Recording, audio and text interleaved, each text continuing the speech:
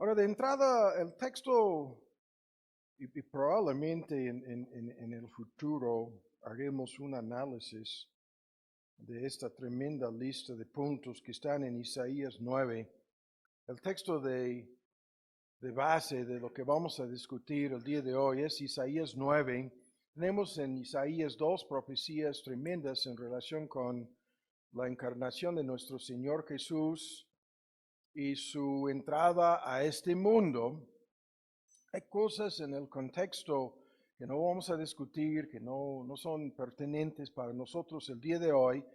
Vamos directamente al versículo 6, que dice, un niño, y el tiempo del verbo aquí es el lenguaje escatológico futuro, pero lo pinta como algo ya pasado. El tiempo del verbo es algo perfecto que ya sucedió, ¿no? Aunque Isaías profetizó esto mucho antes. Un niño nos es nacido, un niño nos es dado. Y ahí de inmediato vemos el contexto de lo que el mundo mal interpreta como la época navideña. Y luego vienen estos términos en donde yo llevo varios años en la época navideña leyendo libros sobre este texto. Se han predicado muchos sermones, muchos libros, y hay controversias en relación con cada frase aquí. Cuando dice el principado, esta es nuestra versión antigua, sobre su hombro, las versiones modernas lo traducen gobierno.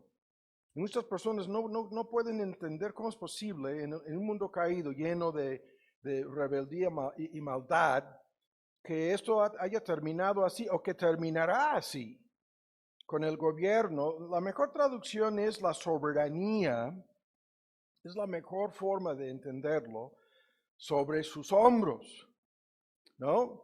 Y luego viene, esto es una controversia, y luego viene la segunda controversia, se llamará, y en la lista de nombres vienen tremendas controversias. Su nombre, en todas las versiones en español, estaba checándolo varias veces en esta semana, invariablemente lo traducen como en nuestra versión antigua con la palabra admirable. Lo están viendo, ¿no? Admirable. Y en las traducciones, lo que tenemos normalmente en la versión 60, en la versión antigua, la ortografía es correcta, es admirable, coma, consejero, coma, Dios fuerte, coma, no el signo de coma, que en gobernación esto puede causar muchos problemas. No tan solo con el SAT, signo de coma. ¿No? Me está diciendo que no. Es que lo tenía aquí para tratar de captar las voces, ¿no? Cuando estamos cantando. ¿Ya me escuchan mejor? Signo de coma, admirable, signo de coma, ¿no? Consejero, Dios fuerte. Hasta ahí nada de controversia real. Padre eterno, sí.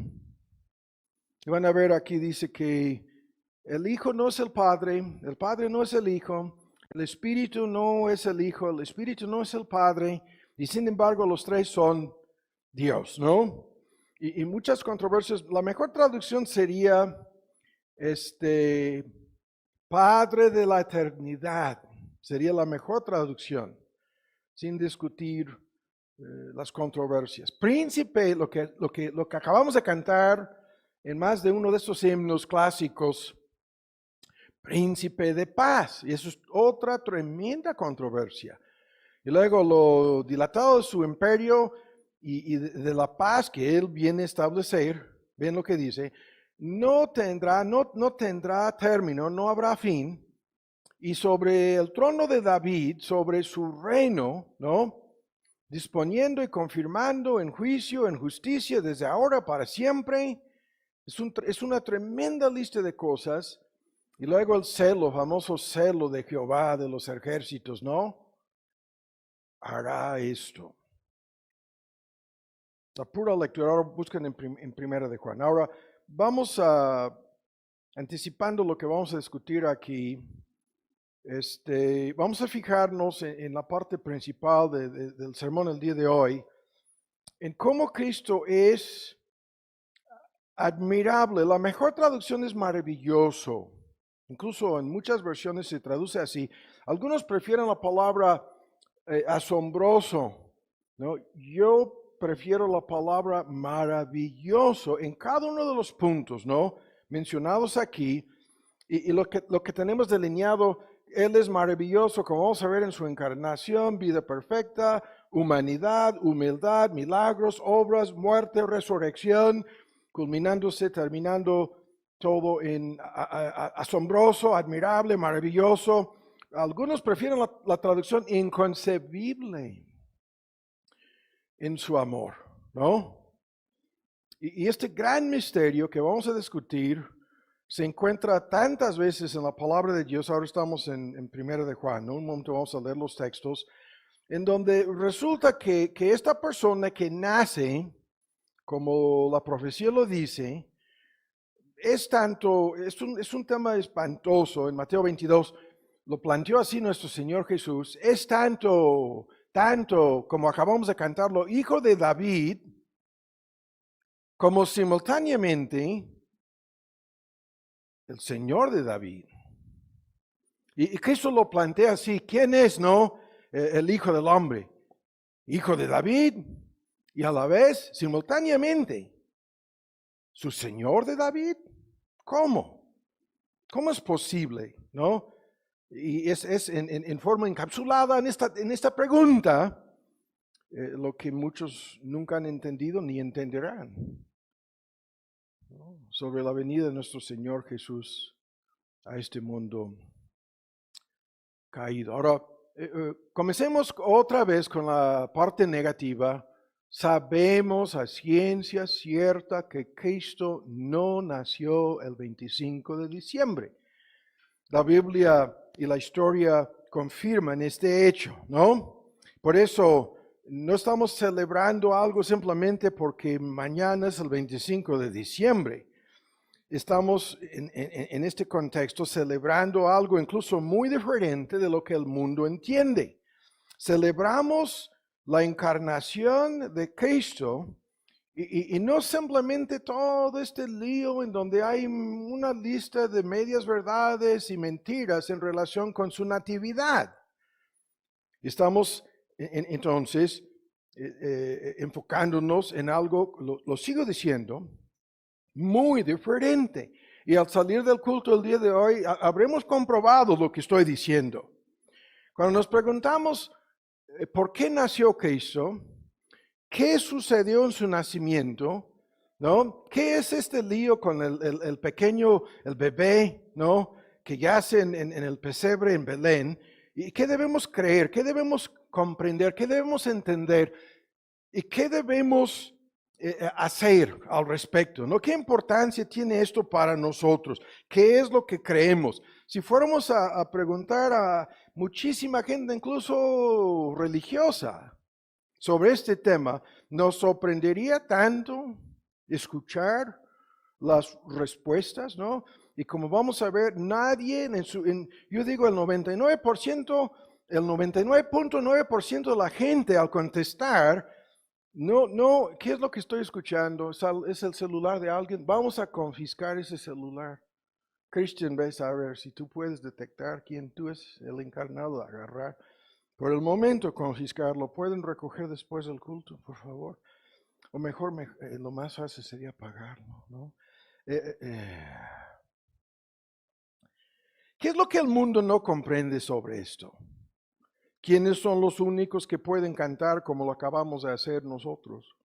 Celebrar como lo acabamos de hacer con estos cánticos, ¿no? La encarnación de nuestro Señor Jesús. No lo celebran, jamás lo han celebrado los incrédulos, menos los católicos. Tampoco los católicos, no tienen idea alguna acerca de esto. Ahora buscan en el Evangelio, yo les dije según Juan, pero primero vamos a Mateo 1, al primer capítulo, no pierdan su lugar en Juan. Mateo 1, ¿no lo tienen? Acabamos de cantar sobre este tema, lo que anuncia el ángel aquí.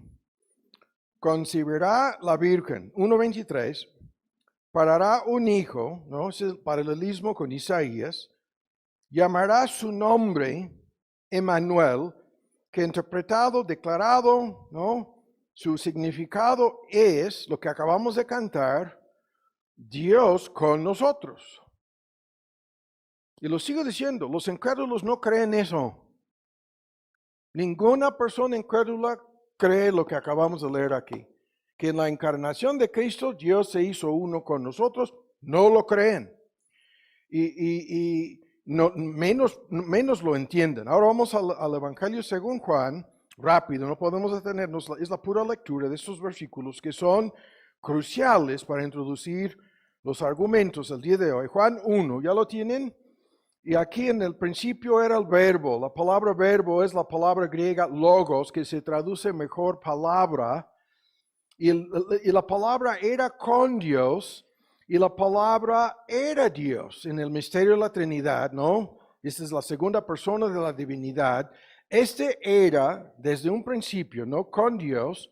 Todas las cosas por Él fueron hechas. Entonces, esta persona que se viene al mundo en su encarnación es el creador del mundo. Todas las cosas fueron hechas por Él. Sin Él nada de lo que ha sido hecho, de lo que es hecho, fue hecho. En Él estaba la vida. Él es la fuente, el origen, la causa de la vida. Y la vida era la luz de los hombres. Y luego la luz resplandece en las tinieblas y las tinieblas no, como estamos diciéndolo. Están cantando, están supuestamente involucrados en celebraciones por algo que no tiene la menor idea de lo que significa. No lo entiendan, ¿no? Ahora, rápido, el tiempo no nos permite detenernos aquí. Vamos a uno de los textos más adelante en este mismo primer capítulo, al 18. A Dios nadie lo vio jamás. El unigénito, único en su clase es lo que quiere decir. No es simplemente primer nacido, es único, hijo, que está, vean lo que dice, que está en el seno del Padre. El mismo que se encarnó, ¿no? Está simultáneamente en este misterioso contexto, ¿no? Y palabra seno del Padre. Él le declaró, lo ha declarado, ¿no? O sea, este que tiene igualdad con Dios, los atributos de Dios le pertenecen. Los primeros 3 versículos hablan de esto, su divinidad, su eternidad, su omnipotencia, su autoexistencia como creador, primera causa de todo. En su encarnación, ¿no? Declaró la verdad acerca del Dios invisible. Lo ha dado a conocer, dice el texto. Lo ha revelado, ¿no? En una forma extraordinaria, como vamos a ver. Ahora, no pierdan de vista estos textos. Hay más aquí, pero el tiempo se nos está yendo. Ahora vamos a 1 de Timoteo, este texto que también es normalmente citado en relación con todo esto. Es 1 de Timoteo, vamos a su capítulo 3 y vamos a dar lectura en el versículo 16. Y sin contradicción, no hay argumentos, ¿no? Para refutar esto. Grande es el misterio de la piedad. Todo esto se pinta como un misterio inconcebible para nosotros. Sin discutir la palabra griega mysterion, que tiene múltiples significados, aquí se incluye la idea de algo incomprensible. Dios ha sido manifestado en carne. Dios manifestado en carne. Dios ha sido justificado con el Espíritu. ¿Qué es esto? Dios ha sido visto de los ángeles en una forma que nunca lo habían visto. Los ángeles. Dios ha sido predicado. Es aquí la referencia al mundo entero, a los pueblos gentiles, que somos todos nosotros, estos pueblos gentiles. Y hay personas que creen en todo esto, ¿no? En nuestro mundo caído. Ha sido creído, ¿no? En el mundo. Esto comenzó en su ministerio, ¿no? Y predicación de nuestro Señor Jesús.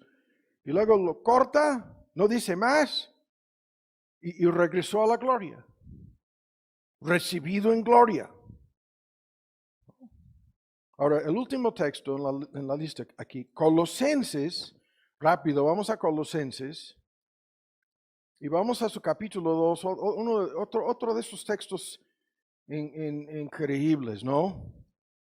Colosenses 2 va a este extremo para sacar de dudas a cualquier persona.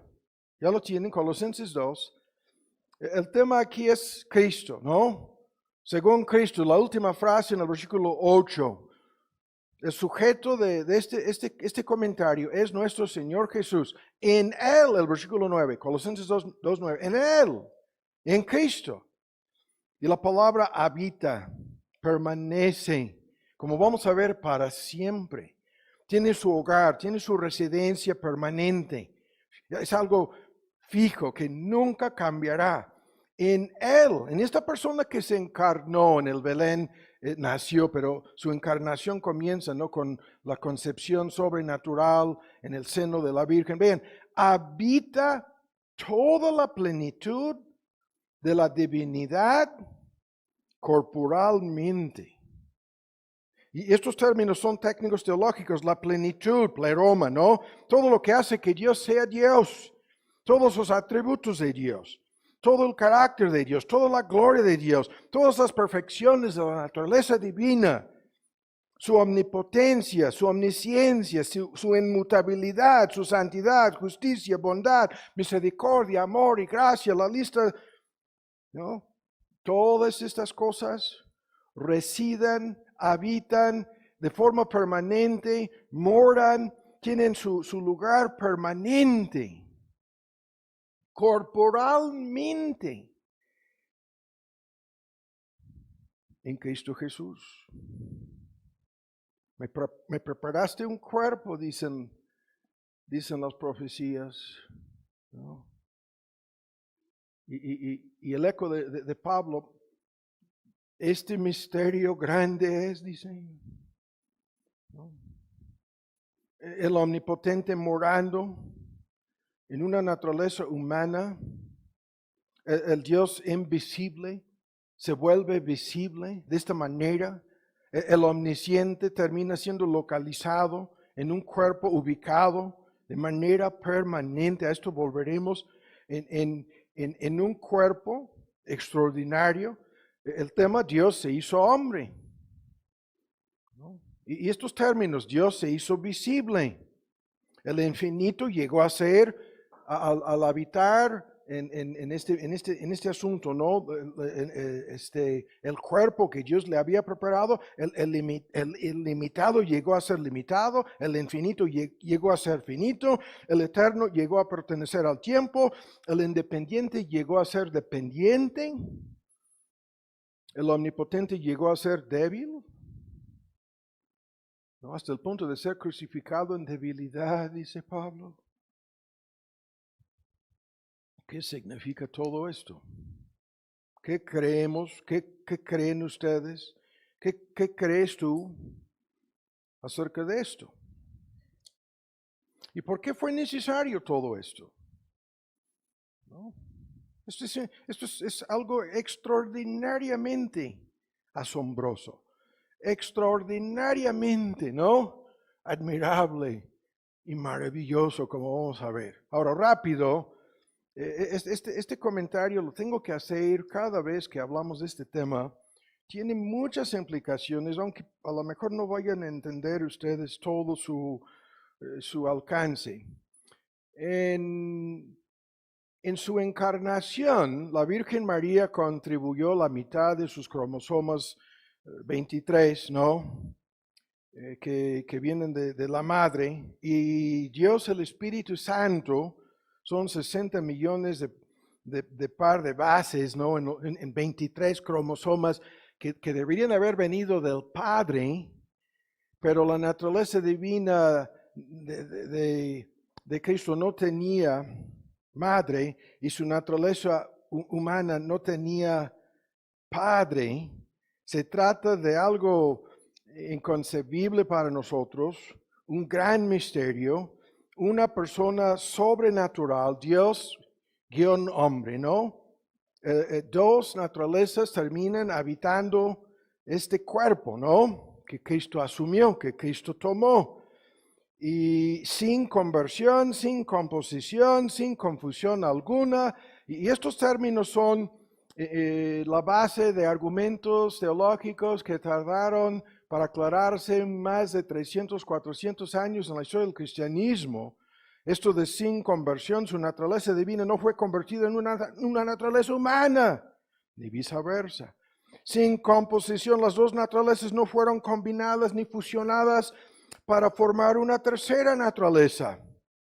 Sin confusión, ¿no? ¿Qué es esto? Vamos a ver que puede haber mucha confusión, ¿no? Sobre todo esto. Y el resultado fue una persona sin pecado.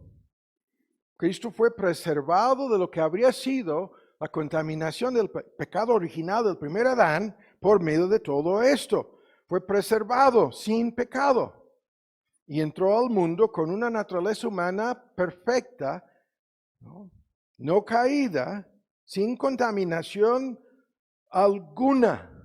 Y cuando a grandes rasgos muchos se preguntan el porqué de todo esto rápido, anticipando lo que vamos a ver, digo lo siguiente, rápido, es un bosquejo y nada más. Escuchan, los puntos aquí son, cada uno tiene mucha importancia, pero no vamos a detenernos a discutirlos. Los mencionamos hace poco entre semana en otro contexto. Esto fue necesario, la encarnación de nuestro Señor Jesús. Todo esto sucedió así. ¿Para qué? Para que Cristo pudiera lograr una obediencia representativa. ¿Qué quiere decir esto? En lugar de cada creyente, vino para representarnos obedeciendo a Dios en nuestro lugar. Así, primero. Segundo, para que pudiera convertirse al final de su vida en el sacrificio vicario. Vicario es la fórmula técnica que quiere decir en lugar, ¿no? de otros. Se presentó como ese sacrificio que la ley exige, ¿no? El sacrificio de la muerte para asumir la culpa y la responsabilidad de estas personas. Se encarnó para convertirse en el sacrificio que tomaría el lugar de cada una de estas personas al entregarse a morir en la cruz. Y tercero, para que fuera el mediador entre Dios y los hombres, debido a que el pecado nos separa de Dios. Alguien tiene que venir que puede representarnos a nosotros ante Dios y que puede simultáneamente representar a Dios ante nosotros como intermediario, como mediador. Y fue necesario su encarnación, ¿no? El mediador tiene que ser hombre. El mediador tiene que ser Dios, completamente hombre, completamente Dios, como veremos, ¿no? Más adelante. Y esto para, en su encarnación, vida perfecta, escuchan, y muerte y resurrección, acabar con todos los enemigos nuestros, que son en síntesis el pecado, el diablo y la muerte. Vino a hacer lo que tan solo Él pudo hacer, ¿no? Acabar con el enemigo del pecado. Acabar, destruir es la palabra técnica en Hebreos. Destruir por su muerte al que tenía el imperio de la muerte. Es a saber, al diablo, dice Hebreos. Y simultáneamente enfrentarse con la muerte y vencer la muerte. ¿Por qué? Porque fue necesaria la encarnación. Y la respuesta es para ser nuestro ejemplo, nuestro modelo a seguir. Hay profundas, tremendas cosas en esta fórmula. Cristo es el segundo Adán, fundador, cabeza de una raza nueva, la que será la que tomará lugar de la naturaleza humana caída, ¿no? Y Cristo como fundador de esa raza humana redimida, vino a restaurar la imagen de Dios en el hombre. Esto es increíble, las implicaciones de esto, de la restauración de la imagen de Dios, la que Adán y Eva perdieron en la caída. A eso vino Cristo, para restaurar esta imagen de Dios, ¿no? Y para unirnos con Dios para siempre. En un gran misterio. El misterio de misterios es lo que acabo de decir, como veremos en parte más adelante. Y concluyo este mini bosquejo de manera preliminar, contestando el por qué fue tan indispensable la encarnación de nuestro Señor Jesús. Termino haciendo este comentario que es muy importante lo que voy a decir aquí. Dios pudiera haber creado a nuestro Señor Jesús como un ser humano completo en el cielo y pudiera haberlo enviado a la tierra, ¿no? Como el primer Adán llegó ya hecho, ¿no? De mayor edad. Pudiera haber descendido del cielo así, como el segundo Adán, fundador de una raza nueva que viene a rescatarnos de la ruina del primer Adán. Pero si esto hubiera sucedido así, nadie habría creído jamás que fuera realmente hombre. Al ver, no, descendió del cielo, como eso no es ningún hombre. O pudiera haber creado el cuerpo de nuestro Señor Jesús a través de un proceso normal de procreación normal.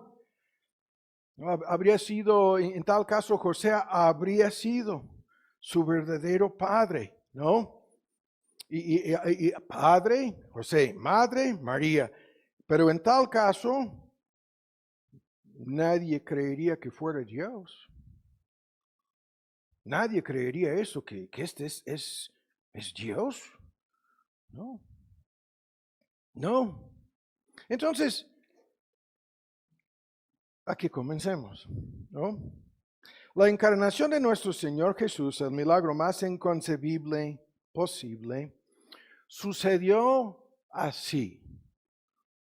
Ocurrió por medio de la unión, ven cómo lo estoy diciendo, de dos naturalezas en una sola persona. La naturaleza divina y la naturaleza humana fueron unidas, vuelven a escuchar, en una sola persona. La naturaleza divina no fue sustituida ni cambiada por una naturaleza humana. No, ni la naturaleza humana cambiada ni sustituida por una naturaleza divina, tampoco.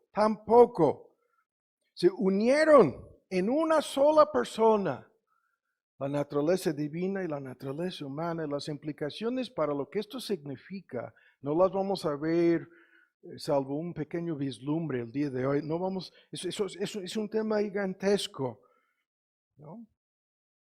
Para la humanidad. Que nuestro Creador se hizo uno con nosotros asumiendo nuestra misma naturaleza en una persona divina.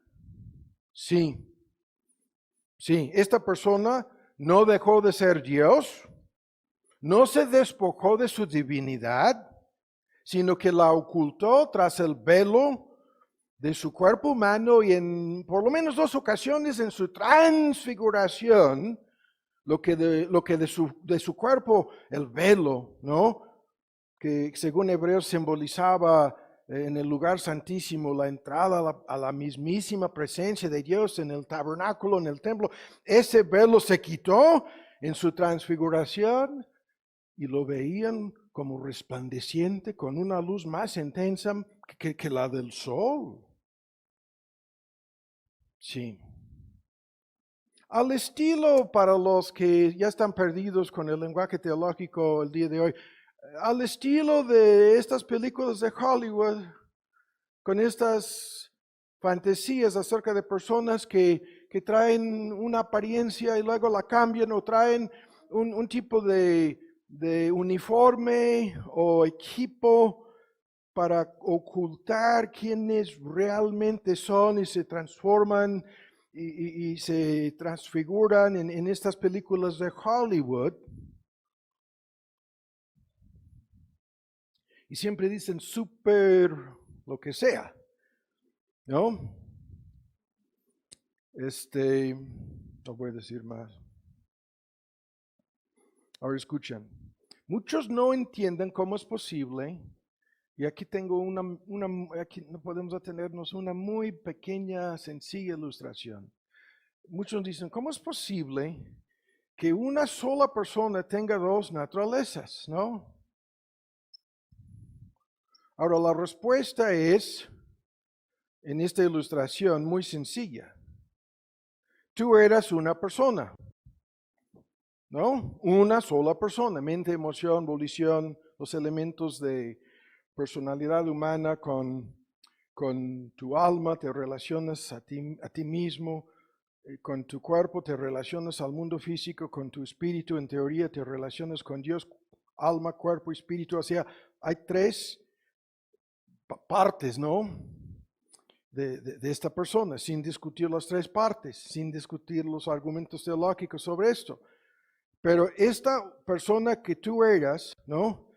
Está simultáneamente, ¿no? Tu cuerpo y simultáneamente tu alma.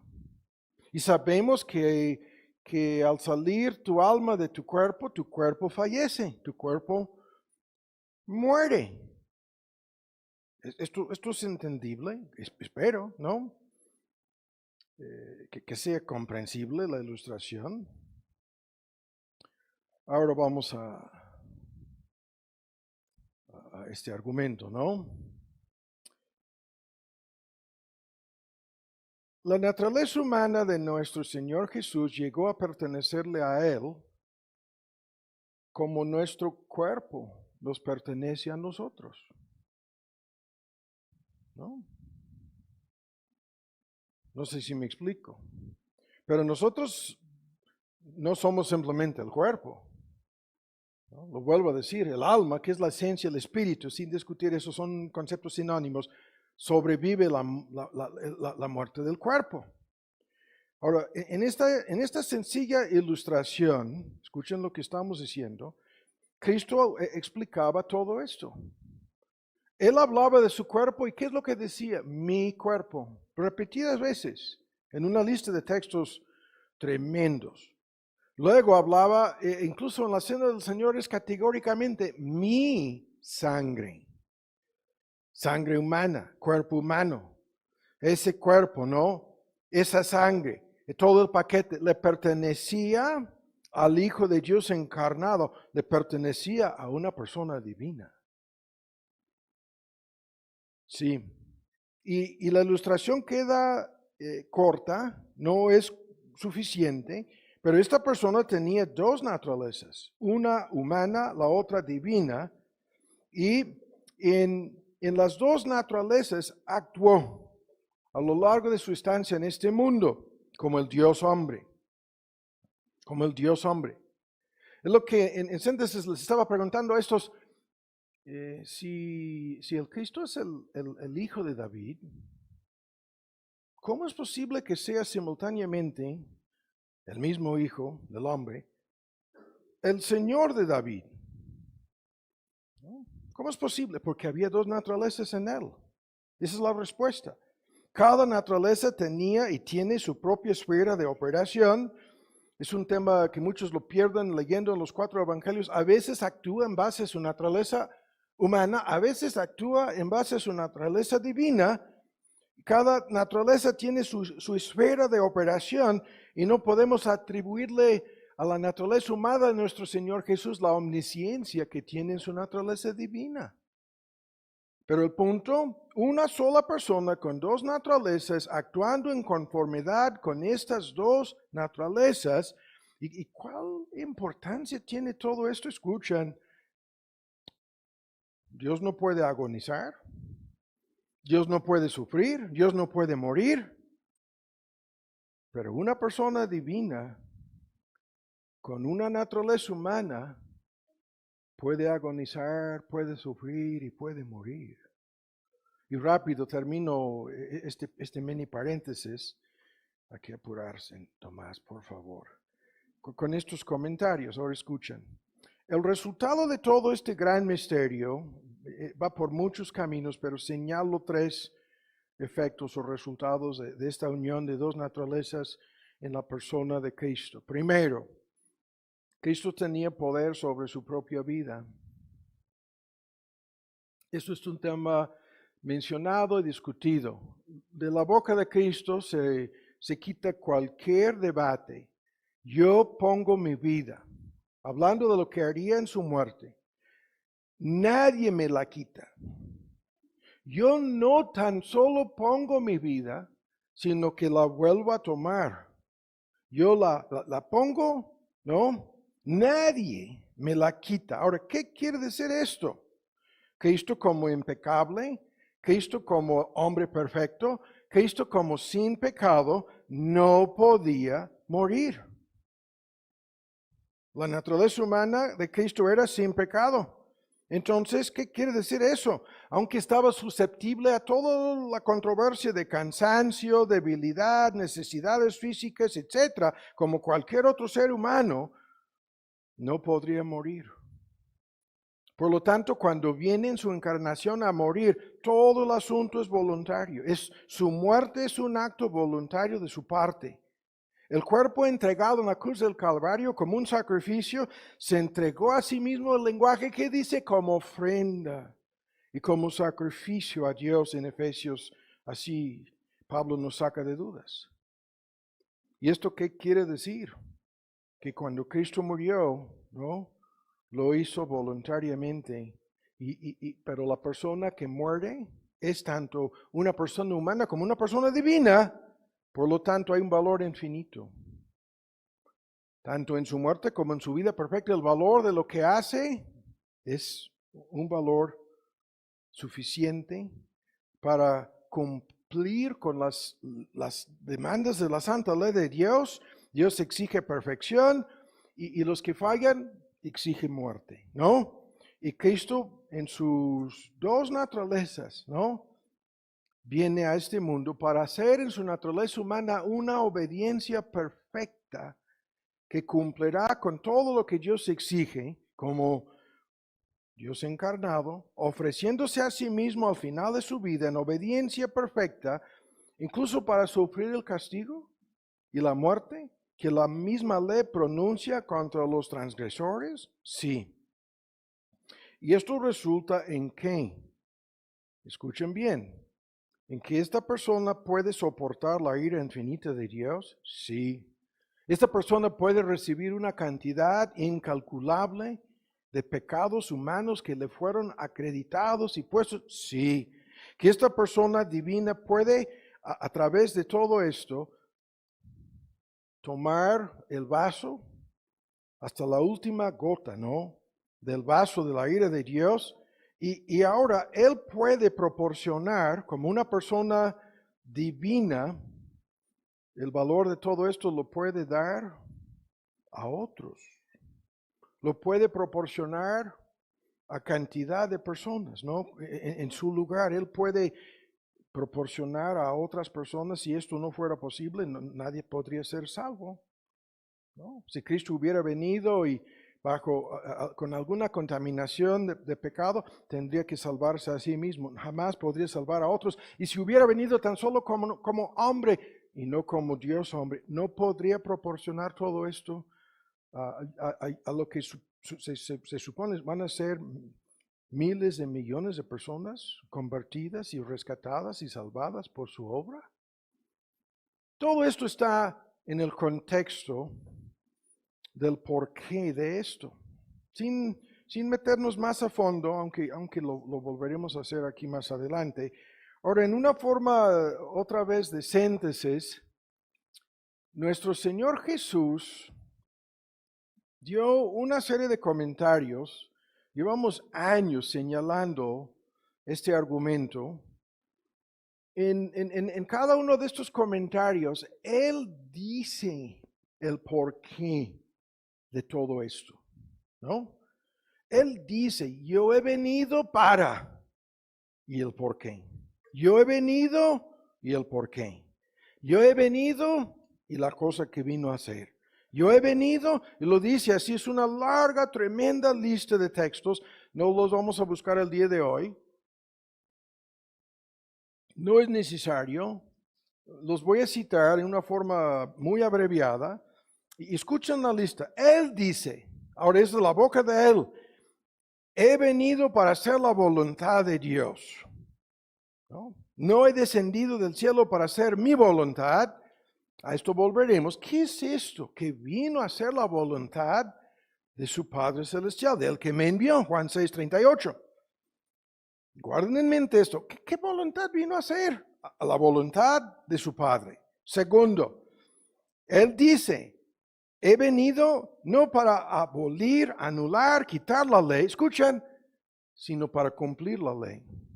Para cumplir tanto la ley como los profetas, dice, ¿no? Y esto es un gran argumento. No he venido para anular, no he venido para abrogar, no he venido para quitar la ley y los profetas, sino para cumplir. En el mismo Sermón del Monte lo dice, Mateo 5.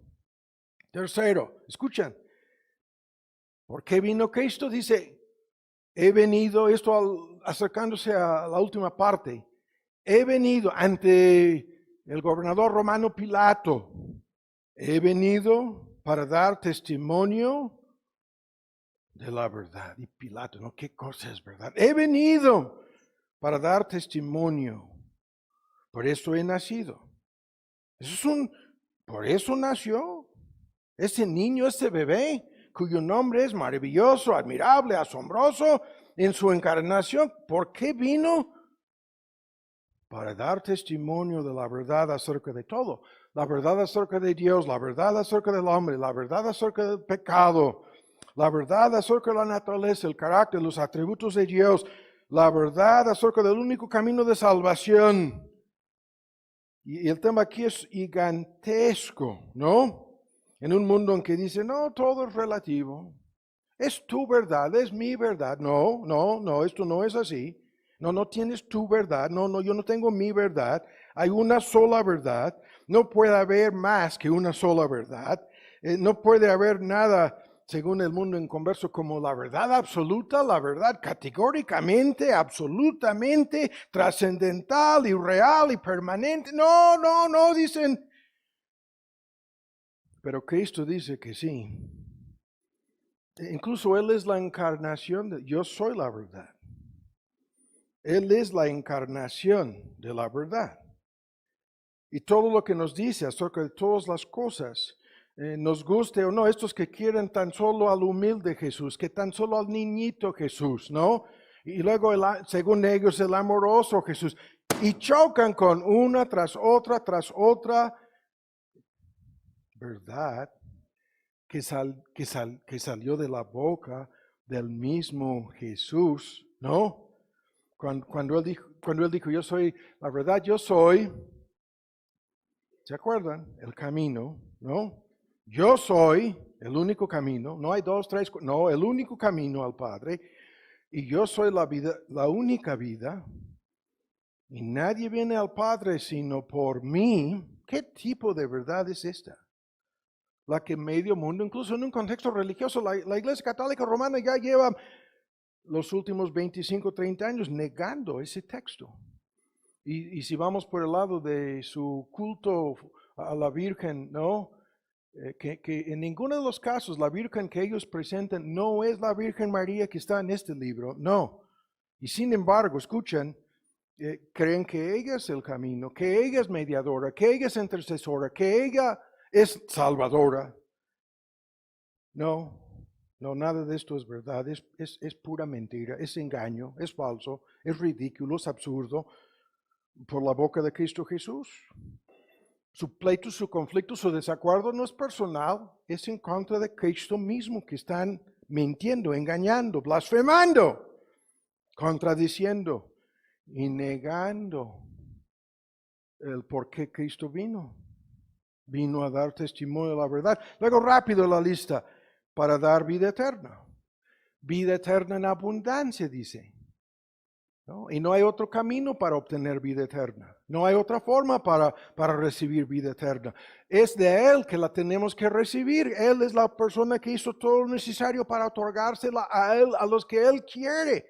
El argumento en Juan 17, le has dado, voy a leer el texto, es tremendo, hemos predicado incluso en la época navideña sobre este texto, le has dado potestad sobre toda carne, sobre toda la humanidad, para que dé vida eterna a los que le diste. Y esta vida eterna consiste de que le conozcamos al único, al verdadero Dios y a Jesucristo. Los textos, ¿no? En Juan 17. Y luego vino sorpresivamente, eso es la confusión en la época, cuando cantan tanto. Acabamos de cantar nosotros sobre este concepto de paz. Es un tema que estamos discutiendo en los estudios sobre las guerras y los pacificadores, pero escuchen, dice Cristo que vino a traer juicio. ¿No? Para juicio he venido. ¿Por qué viniste? Para dar vida eterna a unos, a los que le fueron dados por el Padre, y a juzgar a los demás. Para juicio he venido a este mundo. Y luego, para salir de dudas, para que los que no ven, vean, eso es vida eterna. Y para que los que dicen que ven sean cegados, ¿no? Para que se queden ciegos. Es tremendo el argumento. Después de haber sanado a aquel ciego de nacimiento, para juicio he venido a este mundo, dice. Para juzgar, ya lo hemos dicho, al pecado humano vino. Para juzgar al diablo mismo. A eso vino, para destruir al diablo, juzgar al diablo, condenar al diablo al lago de fuego para siempre. Y para juzgar, ¿no? Y librarnos a los creyentes de la muerte. Y condenar a todos los demás a la muerte eterna, a los que no creen en Él. Su venida asegura que permanecerán para siempre, sufriendo la muerte eterna, que no es la aniquilación, que no es el cese de la existencia, es la condenación eterna en el infierno. Y el juicio se lo ha confiado, se lo ha dado todo al Hijo, de la boca del Hijo de Dios encarnado. ¿Qué es esto? Y luego vino para dar su vida en rescate por muchos, ¿no? Sobre el pesebre en Belén, la sombra de la cruz. Sobre cada momento y detalle en su vida, la sombra de la cruz. He venido a dar mi vida en rescate, no para salvar a los que ya estaban perdidos. Olvídense de eso. No es cada ser humano tampoco. ¿Cómo puede ser cada ser humano cuando medio mundo ya estaba perdido en el infierno? No, para dar su vida en rescate, como lo dice Mateo 20:28, por muchos, dice. Por muchos. Por eso vino, ¿no? Y luego, llegando a ese momento, escuchen, voy a citar sus palabras. En el Getsemaní, ¿qué diré al Padre? No, lo que sucede ahí en la lucha y previo a la lucha, acercándose a la cruz. Sálvame de esta hora, sálvame de esta muerte. Para esto he venido, dice. Son sus palabras. Para esto, su encarnación, ¿no? Y luego, la lista la termino. Es increíble esta lista. He venido para buscar y salvar lo que se había perdido. He venido para buscar. A esto se encarnó, ¿no? En su encarnación. Para esto su humanidad y humildad, en su vida perfecta, ¿no? Y toda la obra salvadora que vino a realizar para buscar y hallar lo que se había perdido, dice. Vino a buscar a la oveja perdida. Una en la parábola entre 100. Vino a buscar la moneda perdida, una entre 10. Entre 10, ¿no? Vino a buscar al hijo pródigo.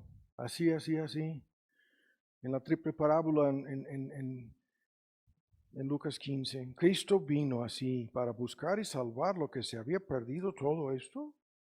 Sí. Y luego para glorificar a Dios, eso es increíble. Ese es el tema más importante quizás, más importante que todo lo anterior. A glorificar a Dios vino. Así comienzan como nosotros lo cantábamos, gloria a Dios en las alturas, así los ángeles. El lenguaje celestial. A glorificar a Dios vino. Sí. Y su testimonio, escuchen, he glorificado tu nombre en la tierra. Te he glorificado.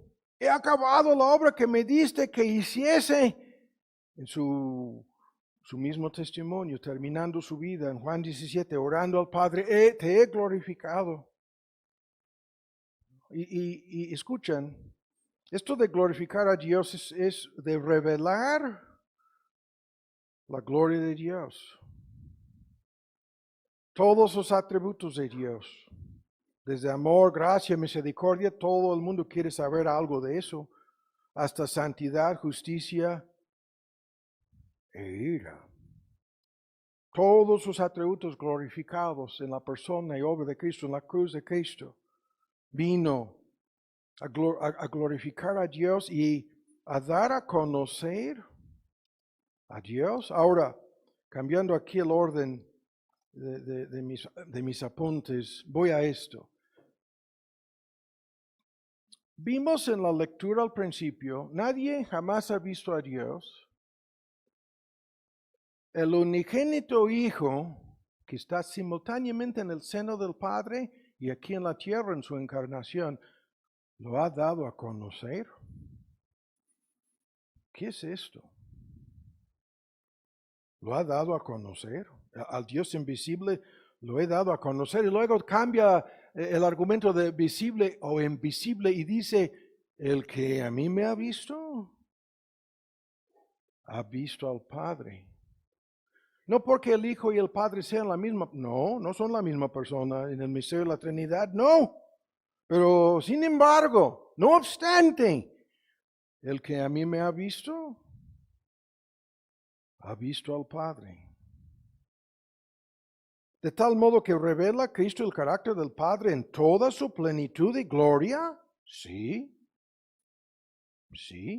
Todos sus textos los hemos estado citando. En él habita toda la plenitud de la divinidad en un cuerpo, sí. Y ahora escuchen, esta lista de afirmaciones que él hizo acerca de sí mismo. Escuchen las palabras.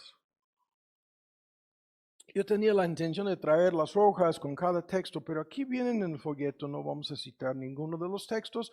Cada frase aquí viene de un texto. Escuchen. Cristo afirmó, escuchen, que vino del cielo a la tierra. Incluso en los argumentos ahí dice, yo soy de arriba, ustedes son de abajo. Afirmaba que existía previamente en el cielo. Antes de su venida, existía eternamente en el cielo. Afirmaba una y otra vez que había sido enviado en su encarnación, enviado por el Padre. Afirmaba tener una relación única con el Padre. Decía decía ser el Hijo, mayúscula, título de divinidad en ambos testamentos, Hijo de Dios. ¿Qué quiere decir eso? Y luego que era igual con el Padre. Igual con el Padre. Uno con el Padre y igual con el Padre. Y que sabía todo lo que el Padre hacía. Todo lo que Dios hace en el universo entero lo sabía. Este hombre frente a nuestros ojos dice ser el Hijo de Dios encarnado, uno con el Padre. Y que todo lo que el Padre hace lo sabe todo. Y que había sido encargado y enviado para hacer juicio por su Padre. Y que los que le habían visto a él, habían visto al Padre. ¿Cómo? Que nadie había visto al Padre sino él. Y que el Padre de principio a fin tenía el propósito de glorificarle. que el Padre le había enviado para que fuese glorificado el Hijo. Y que tenía esa gloria, una gloria inconcebible con el Padre antes del comienzo del mundo. Glorifícame cerca de ti, Padre, con aquella gloria que tuve cerca de ti antes que el mundo fuese, citando el texto directamente de Juan 17. Y que era digno del mismo honor que el Padre recibe. Sí. Y que era el único camino al Padre. Usando incluso repetidas veces el famosísimo nombre yo soy, otro gran tema. Los judíos lo querían apedrear, el nombre de Dios se lo atribuía a sí mismo, yo soy, y si no creen que yo soy, morirán en sus pecados, les decía a todos. Yo soy el mismísimo que le dijo a Moisés, yo soy el mismo Dios. Y que tenía la prerrogativa divina, única, exclusiva de perdonar pecados, que tan solo Él puede perdonar pecados, nadie más. Y que la forma en que los hombres reaccionan ante Él es igual a la forma en que reaccionan ante Dios. De tal modo que si no estás en sumisión a Él, si no le has reconocido como tu Salvador, como tu Señor, como tu Dios, entonces nunca has reconocido a Dios. ¿No tienes relación alguna con Dios? No. Que tan solo Él podía dar vida espiritual a los hombres y resucitar a los hombres de la muerte y salvar. Tan solo Él. Así lo decía. Nadie más. Que tan solo Él podía dar y puede dar al Espíritu Santo. Y que tan solo Él puede librar a los hombres del pecado, de su culpa, su condenación, de su poder, de su esclavitud, de su dominio incluso. Tan solo Él. Y que tenía una autoridad no tan solo para juzgar a toda la humanidad, sino autoridad sobre el diablo, sobre los ángeles, sobre los demonios. Afirmaba tener inexplicablemente una omnipresencia en medio de los hombres, presente en todo lugar.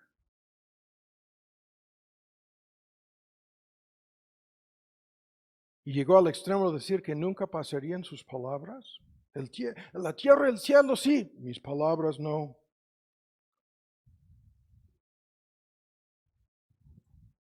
Y al afirmar una y otra vez, llegó a más de una de estas confrontaciones. ¿Quién de vosotros me acusa de pecado?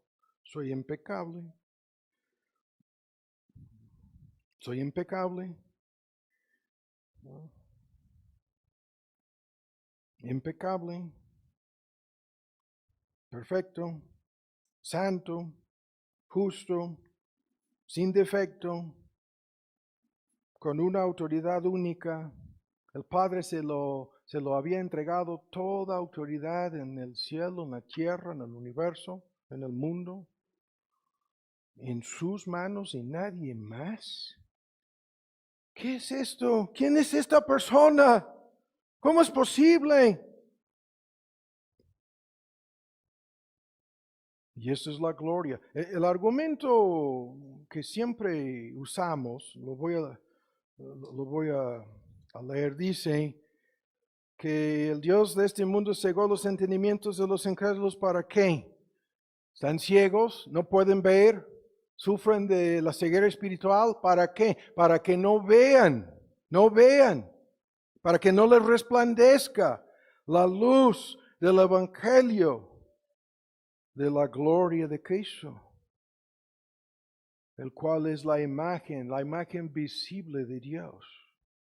La gloria de esta persona es el Dios invisible volviéndose visible y manifestando la gloria de su ser en el Evangelio, revelando todos sus atributos. Sí, su gracia, su amor, su misericordia, de igual manera como su ira, su justicia y su santidad se revelan. Y esta es la gloria de una persona perfecta. Y la lectura de cualquier de los 4 evangelios te deja así asombrado, te deja así con un sentimiento como de algo maravilloso está siendo narrado, está siendo comunicado. Cuando ves a esta persona buscando a propósito a personas específicas, quedándose ahí a la al mediodía, esperando a aquella mujer samaritana, buscando ahí por la casa de aquel que se llamaba Zaqueo, sabiendo que ahí se estaba escondiendo en el árbol, buscando. La lista es tremenda, es increíble. Muchedumbres de gentes, multitudes de personas. Y la voz de un ciego, de un mendigo.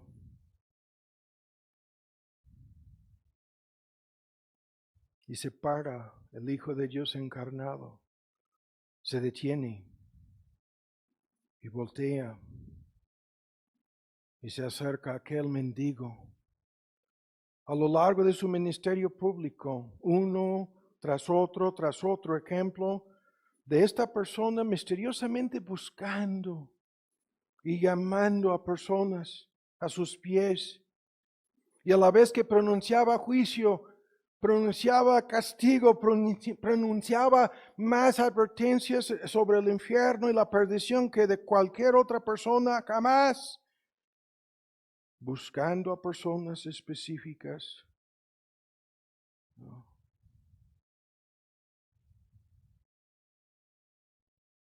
Y luego repitiendo, esto lo hemos escuchado tantas veces, se repitan los milagros de la creación original. Le vemos controlando el clima, agua, viento, lluvia, ¿no? Controlando la naturaleza misma, convirtiendo agua en vino, brincando 12 o 14 pasos intermedios, sí. Reproduciendo la replicación instantánea para alimentar hasta 20,000 personas, 10,000, 15,000 pececitos, 20, 30,000 panes, formando el debate del polvo de la tierra, formando ojos, y así, con el lodo en sus manos, los ojos sanados de personas ciegas de nacimiento y enseñando como nadie jamás, como acabamos de verlo. ¿Qué tipo de enseñanzas son estas? Yo he venido del cielo a la tierra. He existido eternamente en la presencia del Padre Celestial. Tengo una relación única con Él. El que a mí me ve, le está viendo a Él. ¿Qué tipo de enseñanzas son estas? ¿Qué tipo de milagros son estos? Curando, este folleto que tenemos, todas las palabras griegas se acaban. Cada clase de enfermedad, cada tipo de debilidad, cada defecto, todo curado de manera instantánea, sin demora, sin lapso de tiempo, por la pura palabra de esta persona.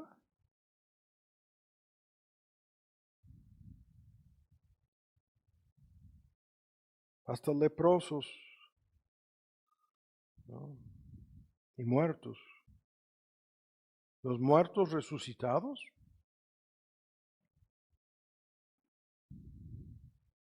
¿Cómo? ¿Cómo?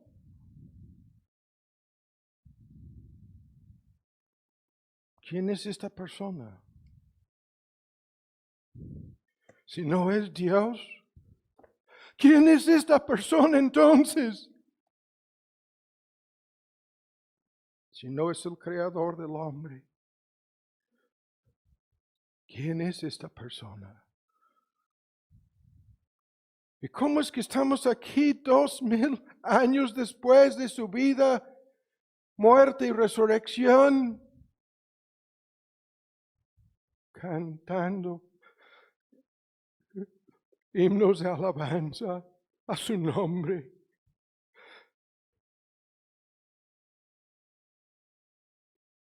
Conscientes la mayoría de nosotros, no simplemente de su omnipresencia, sino de su presencia especial con nosotros. ¿Quién es esta persona? El mundo entero. Es increíble, en el Reino Unido hasta Richard Dawkins, el más militante ateo, enemigo del cristianismo a lo largo de su vida, dice que por estas fechas, movido misteriosamente, inexplicablemente, va a sentarse en alguno de sus templos anglicanos, miles por todos lados en el Reino Unido, en su mayor parte vacíos, pero sabe que habrá un culto y que cantarán algunos de los mismos himnos que nosotros acabamos de cantar. Y Richard Dawkins dice que se queda ahí sentado, a solas, ¿no? A lo mejor incluso trata de esconderse al entrar ahí para que nadie se dé cuenta de que está asistiendo a un culto en donde celebran la encarnación, la vida.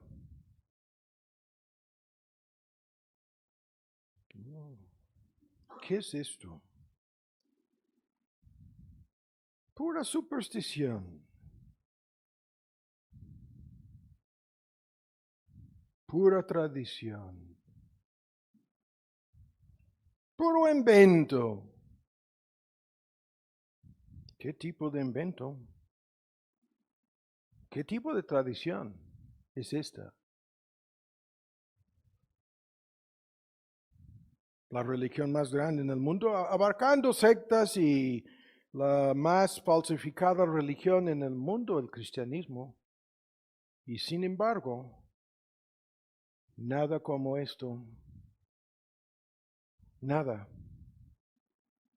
Nada sucede, ¿no?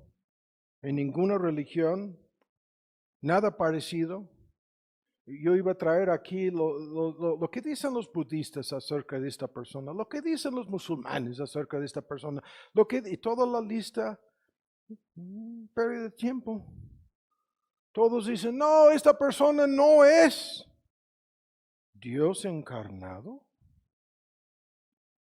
Dicen que no. Dicen que no. Y la palabra de Dios dice, esta persona inocente, esta persona sin pecado, esta persona impecable, vino a este mundo para sufrir, para agonizar, para sufrir la maldición de Dios en su contra. ¿Cómo?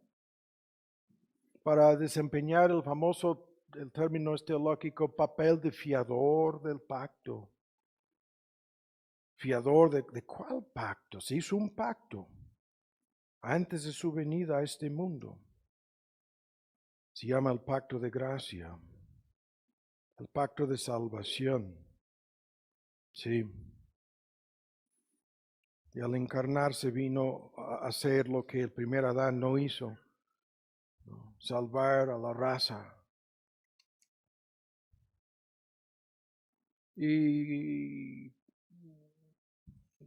quiero terminar. Estoy luchando aquí, estoy poniendo apuntes a un lado. A lo mejor me arrepiento al rato, espero que no.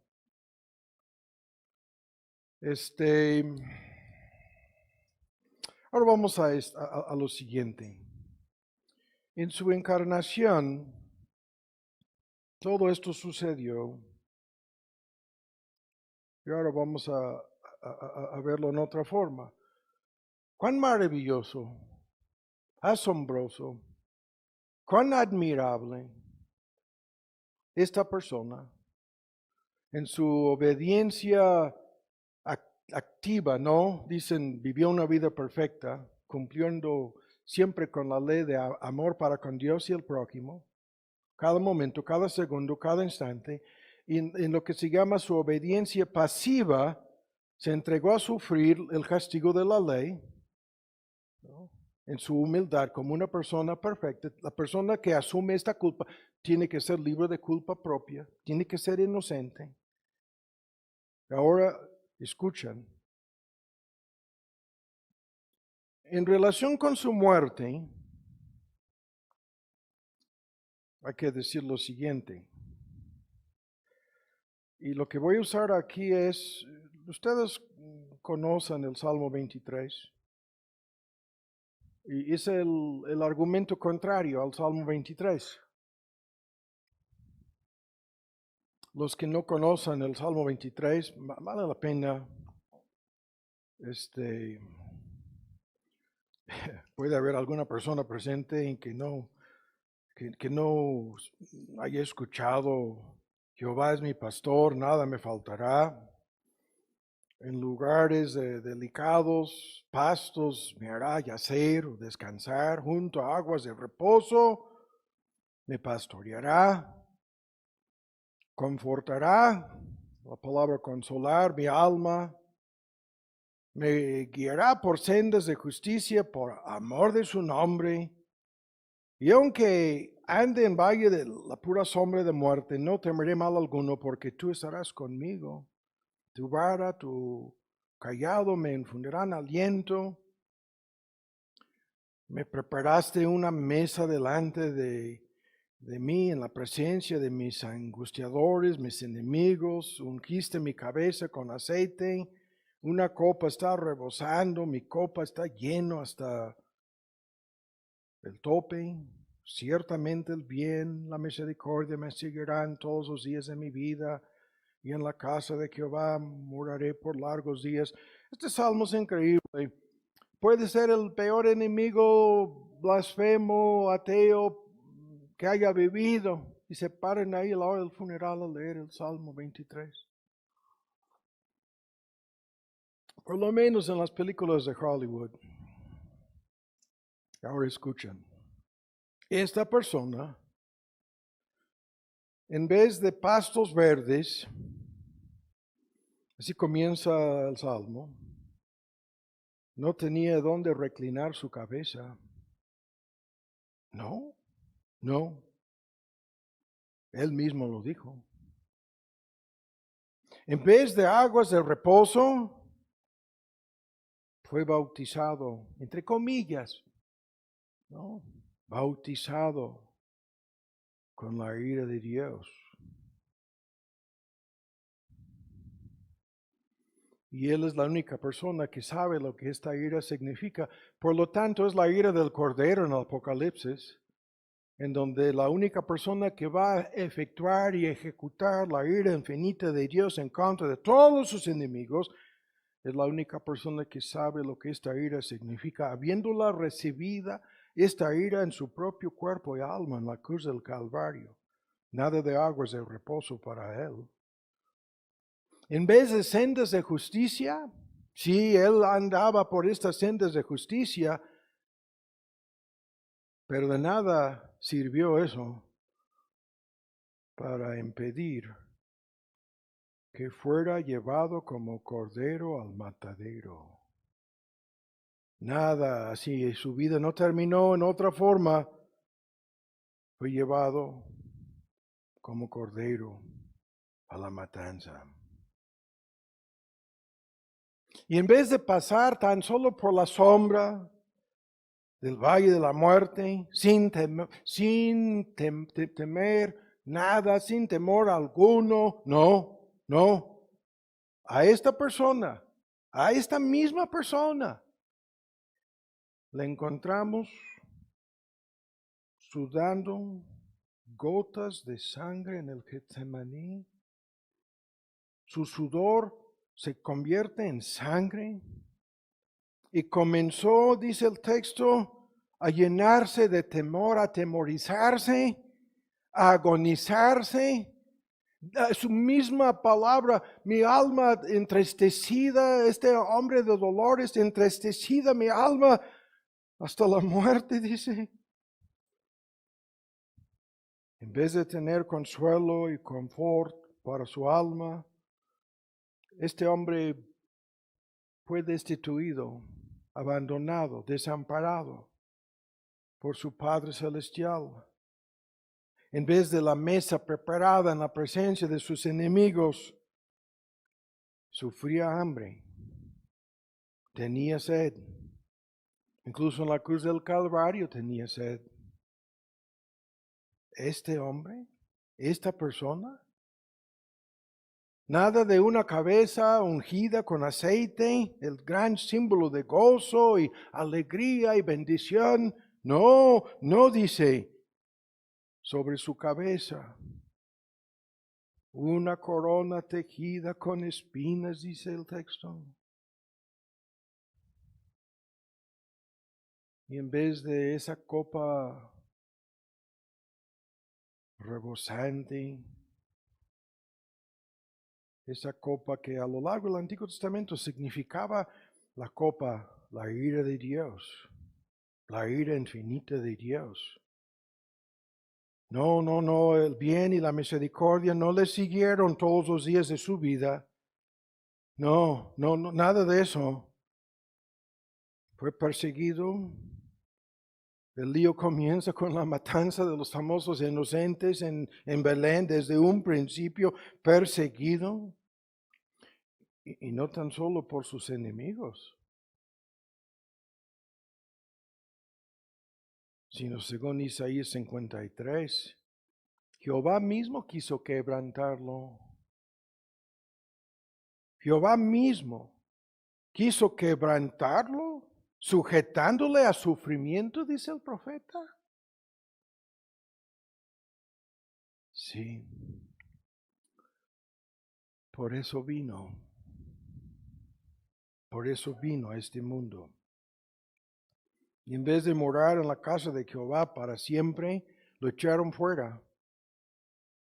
Fue hecho maldición. El argumento del Levítico, de Gálatas, hecho maldición por nosotros. Así nos redimió a nosotros de la maldición de la ley, haciéndose él mismo la maldición, recibiendo él mismo la condenación. Maldito como si fuera el criminal más grande del universo. Sí. ¿Cómo? ¿Cómo?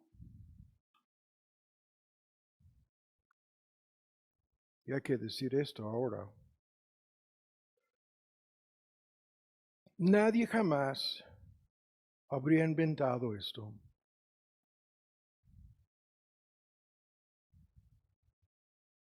Todo el paquete. Jamás se habría imaginado algo como el creador, el Dios verdadero que hizo a los hombres, haciéndose él mismo uno con nosotros. En su encarnación repasamos el año pasado toda la lista de cosas involucradas en su humillación, sujetándose a la condición humana en cada detalle, sin pecado. No nos habríamos imaginado nunca que nuestro Creador se acercara a nosotros hasta el punto de hacerse uno con nosotros. Ahora la imagen de Dios que lleva nuestra raza redimida termina siendo la imagen de su Hijo. Sí. Hasta el punto llegó a entregarse. Separado de su Padre, condenado por su mismo Padre. Y hay que decirlo, Dios sabía desde antes de la fundación del mundo que esto es lo que se tendría que hacer. Desde antes del comienzo de la historia, Dios sabía que al encarnarse participaría en estos sufrimientos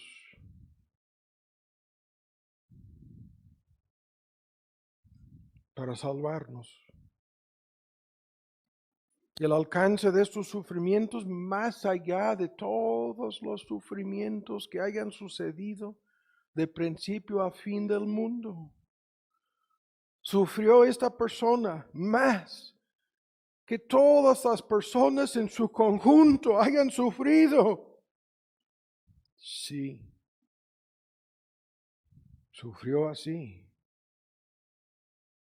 Toda la maldad, todas las consecuencias, todo el castigo, toda la ira, toda la justicia, toda la furia de un Dios airado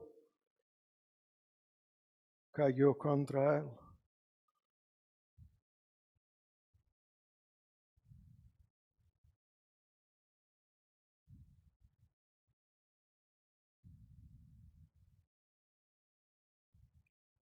Por lo tanto, todo lo que los creyentes llegamos a sufrir en esta vida,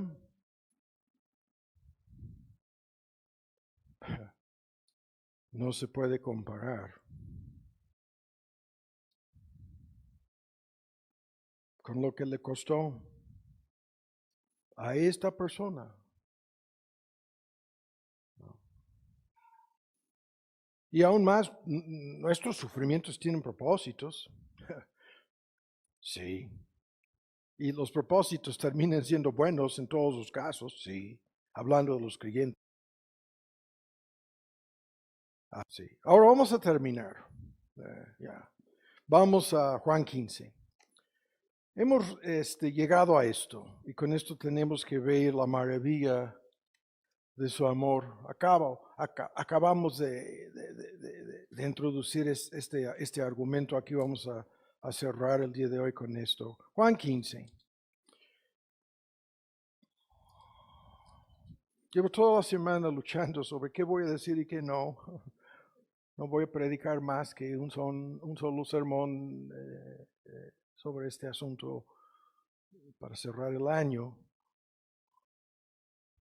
Ahora con Juan 15 podemos concluir.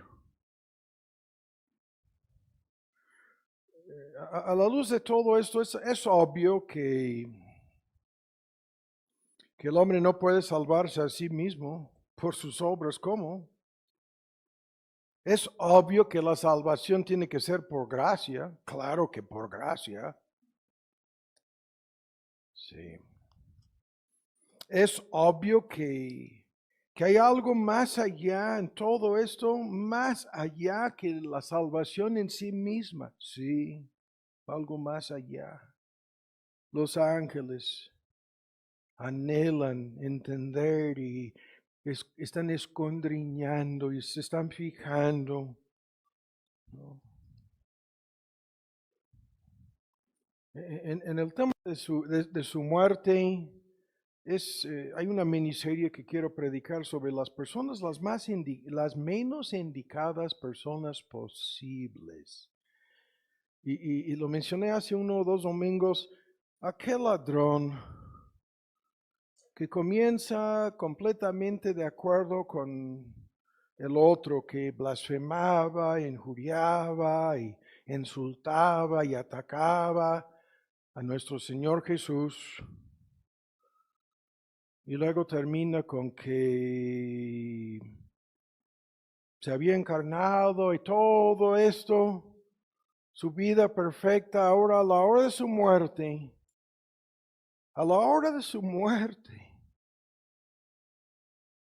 resulta que ha venido para salvar a aquel ladrón.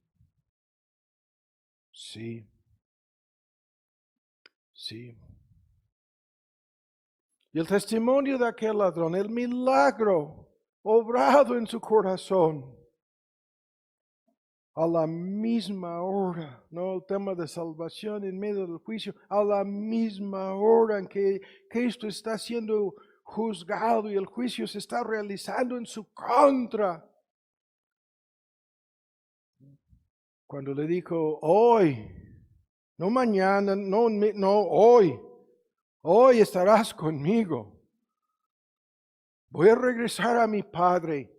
Y no es hasta que venga mi reino. No. Hoy estarás conmigo en el paraíso. Hoy.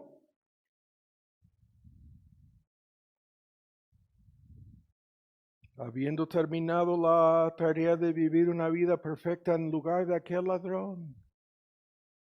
Y ahora evidentemente habiendo acabado de pagar ya por los pecados de aquel ladrón.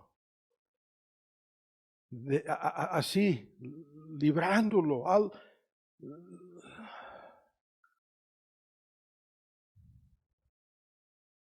Y ahora en Juan 15. Juan 15.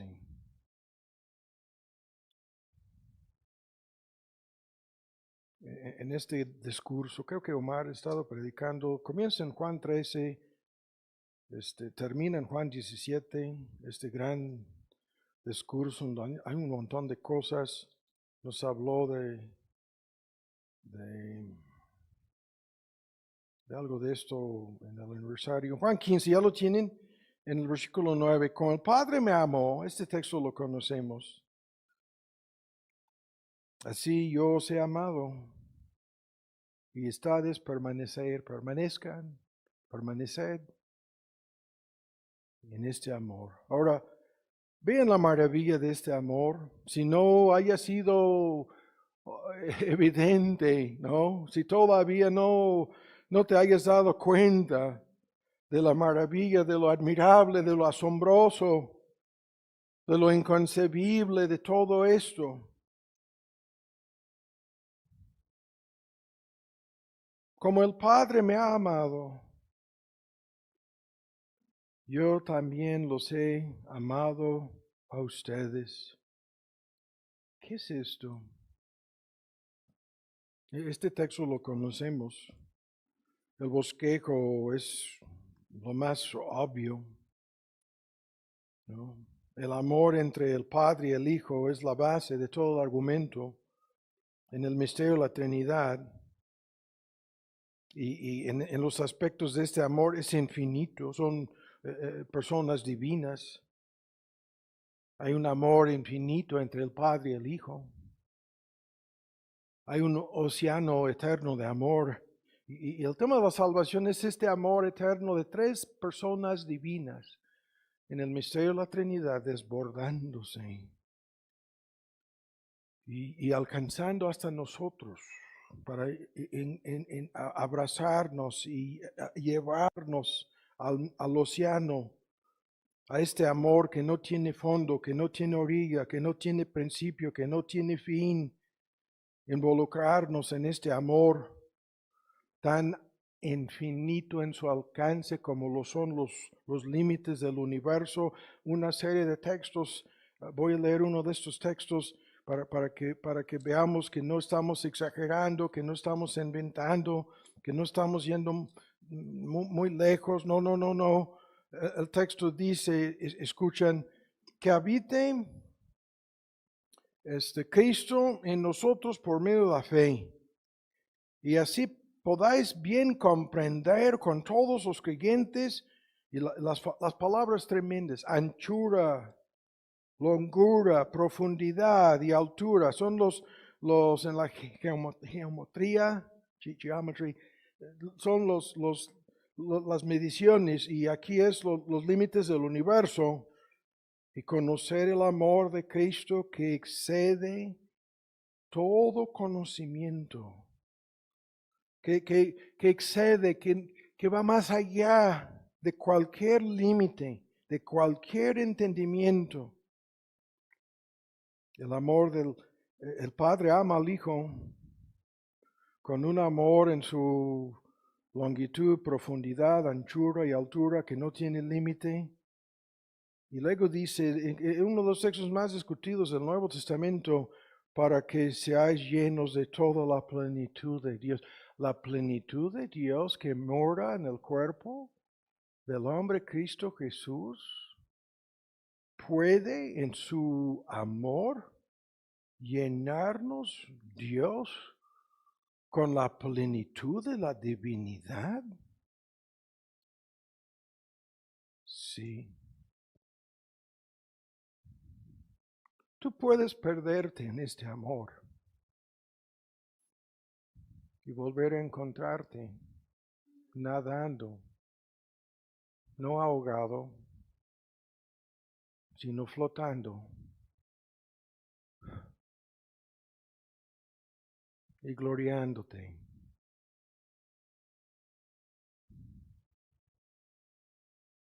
En este amor.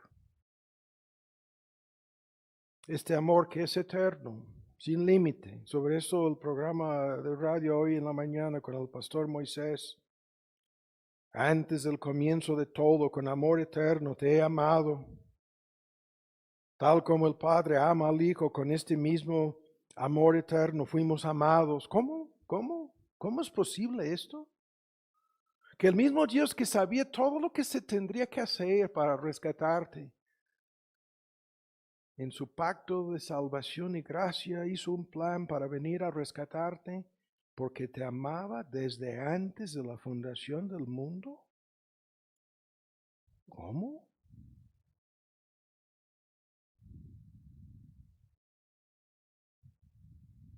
Este amor que es inmutable, no variable, incondicional, no sujeto a cambios. Y el ejemplo, aquel ladrón amado así. Sí.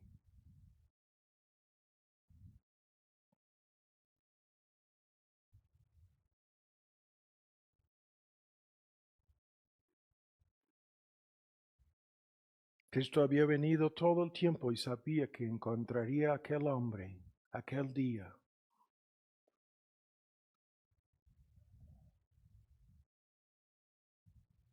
Este amor no basado en algo bueno, agradable en nosotros, nada, no hay nada. Miren al ladrón, nada, no depende de nosotros.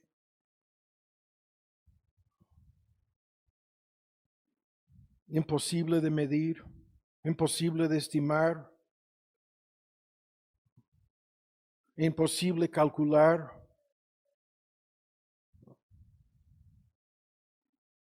Este amor,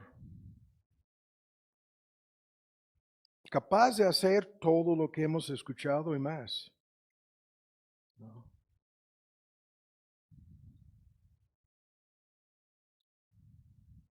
Capaz de hacer lo imposible. Y medimos el amor por lo que es capaz de hacer. Este amor es supremo. Este es el amor en su máxima dimensión. Es incomprensible. Yo llevo toda mi vida en este país asombrado, admirando lo que Dios ha hecho, salvando a una muchedumbre de personas. Cada una de estas personas indignas. Cada una don nadies.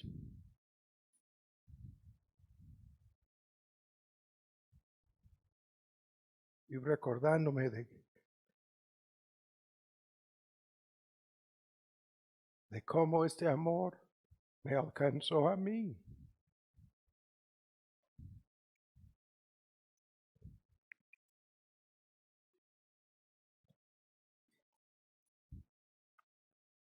Admirable, maravilloso, incalculable.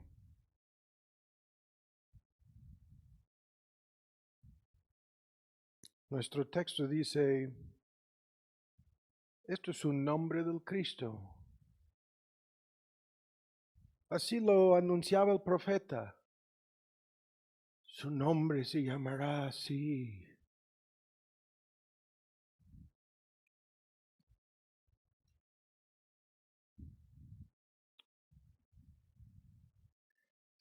En la adopción de hijos, esto lo vimos hace poco en otro contexto. En la adopción de hijos, ¿no?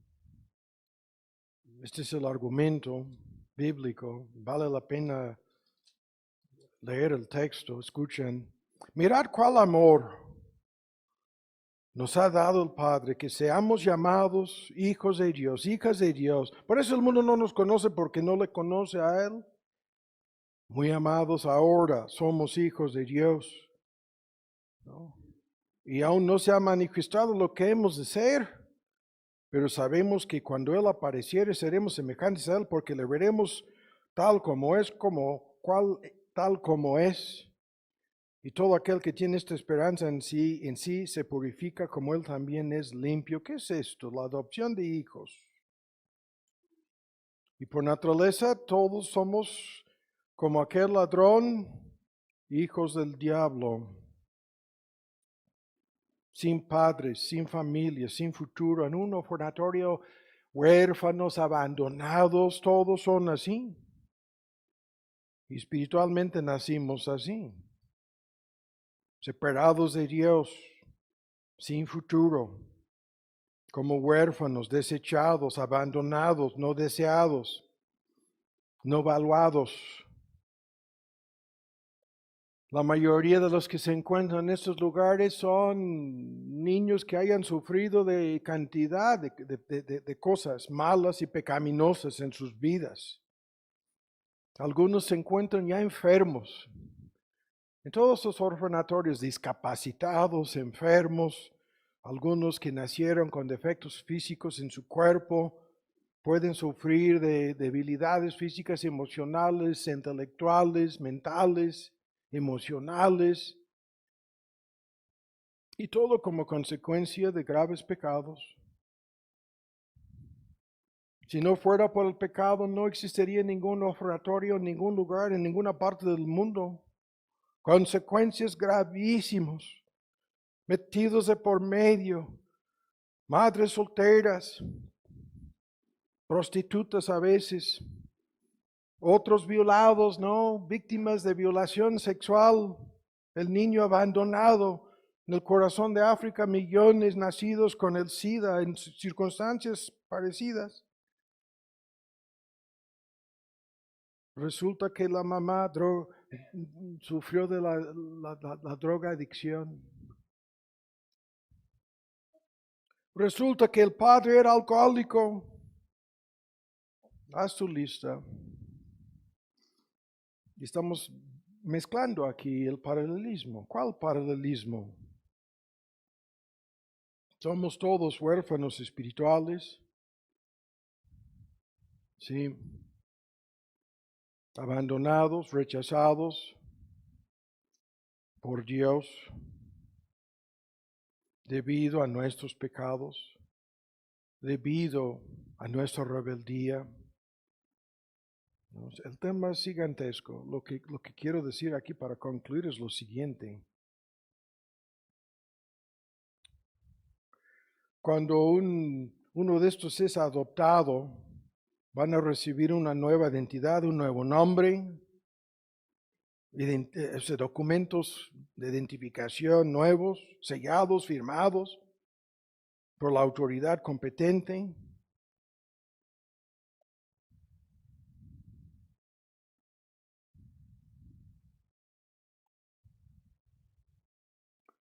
Pero en la adopción de hijos, ¿no?, vamos a recibir el nuevo nombre del Padre Celestial, la identificación sellada y firmada por la sangre de Cristo.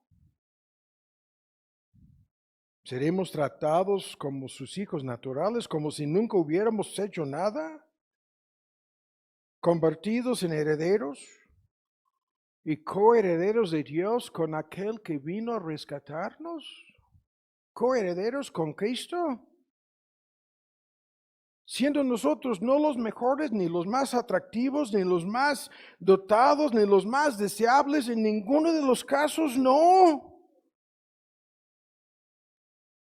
Espiritualmente feos, enfermos, sin esperanza, sin futuro, espiritualmente aborrecibles, rebeldes, basura. espiritualmente, vino todo lo que hemos escuchado, vino del cielo para lograr esto. Sí. Y concluyo, sigo diciéndolo, con esto. El testimonio apostólico, el amor de Cristo, cuán asombroso, cuán inconcebible. El amor de Cristo nos constriñe, dice Pablo. Nos afecta, dice Pablo. Nos impacta, dice el apóstol. Nos conmueve este amor. De tal modo que la persona que lo ha experimentado ya no puede vivir para sí, sino para aquel que yo voy a decir vino desde el cielo, murió y resucitó por esta persona.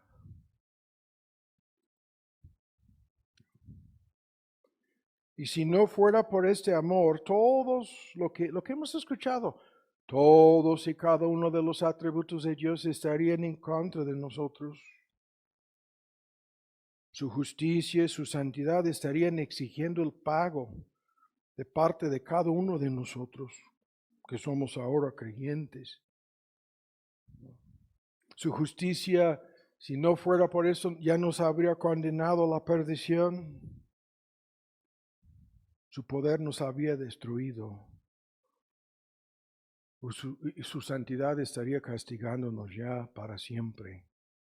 Pero debido a esto, debido a este amor, sigo hablando de esto, ahora todos y cada uno de estos atributos divinos están a favor de nosotros.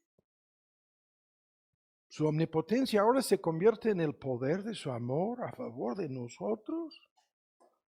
Su omnisciencia, ¿no? Es el ojo del amor, como en el Salmo 23, viendo todo a favor de nosotros. Su bondad, su misericordia, su gracia, fluyendo constantemente, me seguirán, ¿no? Su misericordia y su amor para siempre. Todo a mi favor, como consecuencia de esto.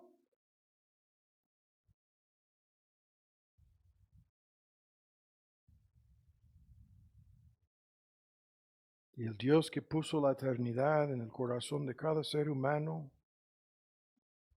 ahora soltándonos para nadar en el océano de su amor, la única cosa que te puede llenar, la única cosa que te puede saciar, la única cosa que te puede satisfacer.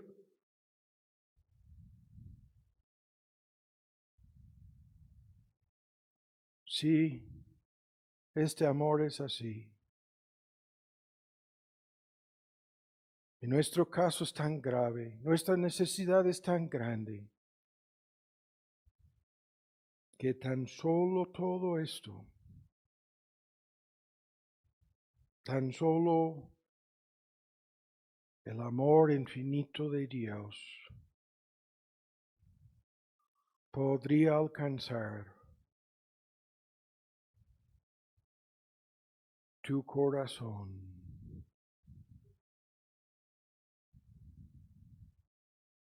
Ablandar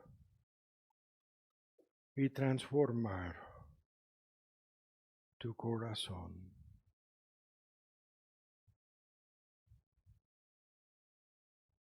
Y si esto no es suficiente para lograr un arrepentimiento, cambio de actitud,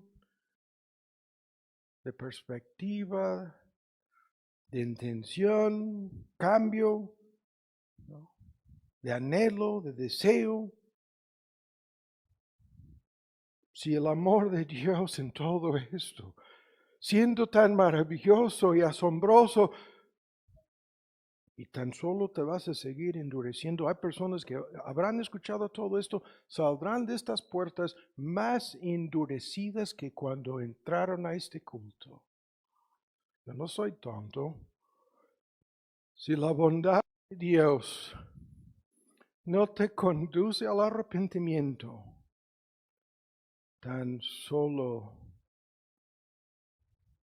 endurecerá más tu corazón no arrepentido. Estoy citando de Romanos 2, conocemos el texto.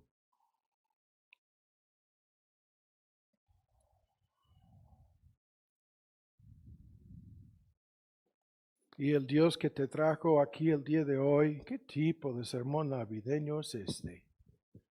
El Dios que te llevó a sentarte en el lugar en donde te encuentras sentado en este momento.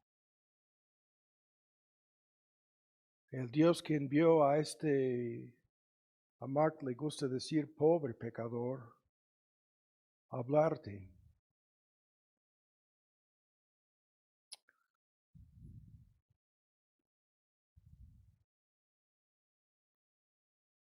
¿Qué más puede hacer ese Dios? En tu caso,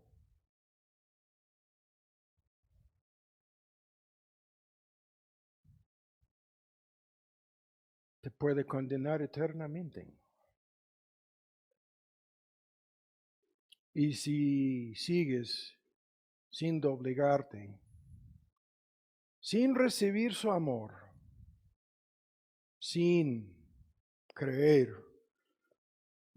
a de veras en Cristo Jesús y recibirle como tu Señor, esta palabra ha sido muerte para muerte.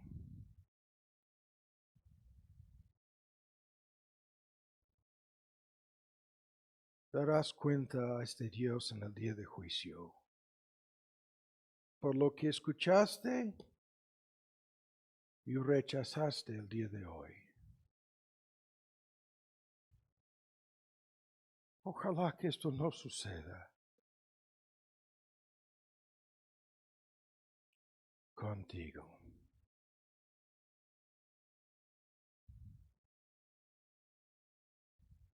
Concluyo, vamos a ver esto dentro de poco. Es una controversia tremenda. Es el apéndice al sermón. El papel de las emociones en el carácter de nuestro Dios es un tema están peleando hasta golpes en los Estados Unidos sobre ese tema, en este momento, en muchas iglesias de sana doctrina. Están divididos. Hay un grupo que dice que, sin usar los términos técnicos aquí, que Dios es pasivo en todo esto, que Dios está libre de cualquier emoción parecida a las nuestras. El término teológico de impassibility of God. Y que todo lo que la Biblia dice sobre sus reacciones emocionales son antropomorfismos, ¿no? Y luego nos dicen que lo del ministerio público de Cristo, lo mismo, las reacciones emocionales de Cristo son de su naturaleza humana y nada más. Escuchen mi comentario. Están más que equivocados, completamente errados.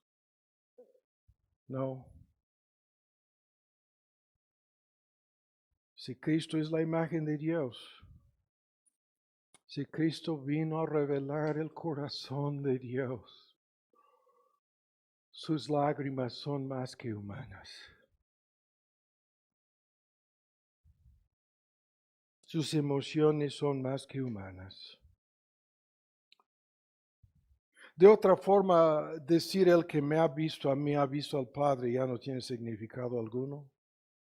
Estaba fingiendo al llorar, al enojarse, al reaccionar. No, no. ¿Qué dice la Escritura?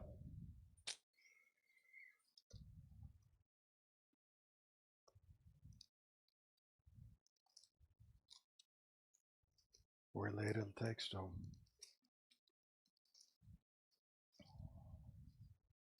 ¿Qué dice la Escritura? despreciado, desechado entre los hombres, varón de dolores, the man of sorrows, el hombre, la característica señalada de tristezas y dolores, experimentado en quebranto.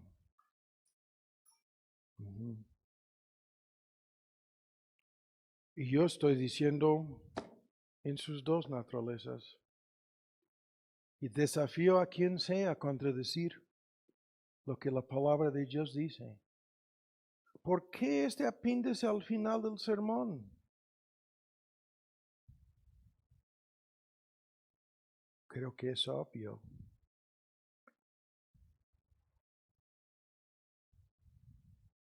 Es obvio. Estos que dicen que Dios no tiene emociones, lean en el Éxodo 33 y 34, cuando Moisés quería ver la gloria de Dios. La descripción es de una lista tremenda de reacciones emocionales.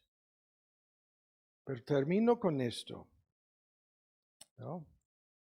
Tengo que leerlo para concluir. El texto dice que por el gozo que le había sido propuesto, ¿no? ¿Qué es esto? Por el gozo que le había sido ofrecido, que Cristo, y estoy buscando aquí, no encuentro el texto en mi Biblia, ayúdenme, por favor.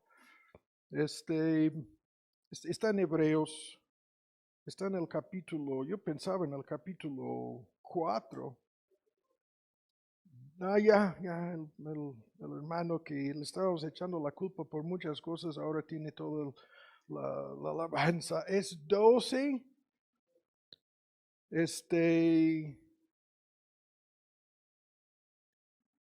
¿Ya lo tienen?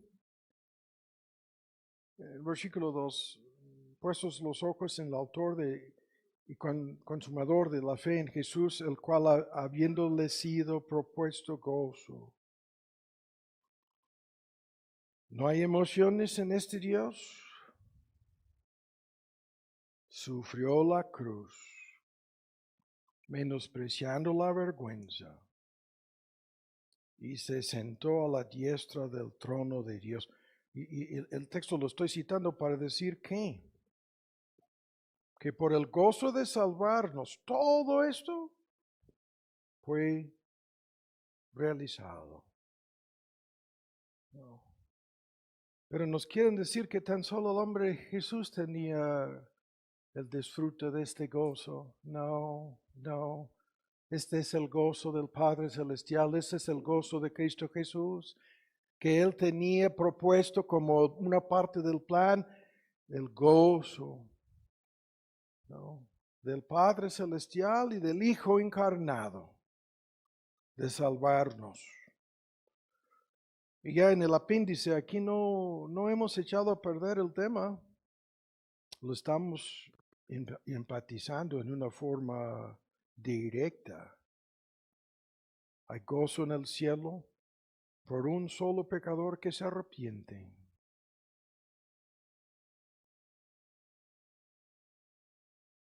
Y hay un coraje. Este Dios está airado. Este mismo Dios, el que derramó su ira en contra de su Hijo, eso es lo que hará contigo y conmigo.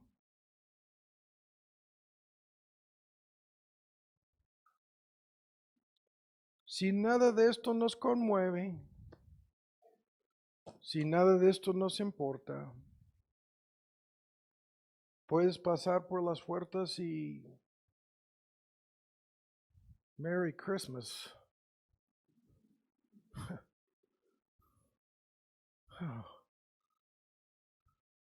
Feliz Navidad.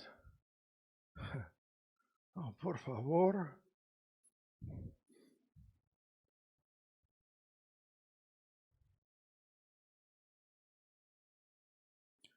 Olvídate de Navidad.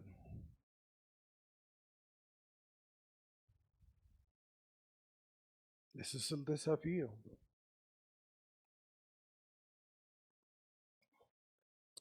Merry en inglés quiere decir más que feliz, gozoso, alegre. ¿En relación con qué? Cuando sigues en rebeldía en contra de esta persona.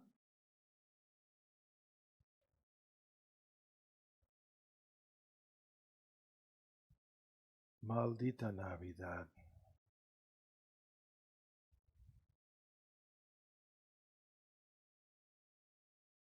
Porque este Dios va a maldecir tu alma.